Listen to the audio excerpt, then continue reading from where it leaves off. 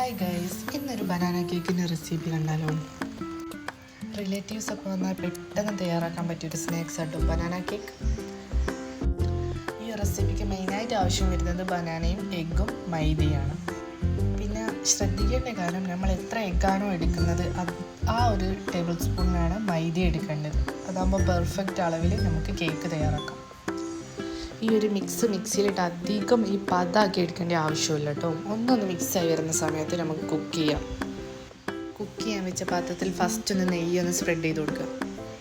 അതെന്തിനാ പറഞ്ഞതെന്ന് വെച്ചാൽ നമുക്കിത് ഈ ഒരു മിക്സ് ഒട്ടി പോകാതിരിക്കാനാട്ടോ. എന്നിട്ട് ലോ ഫ്ലെയിമിൽ വെച്ചിട്ട് ഒന്ന് വേവിച്ചെടുക്കാം.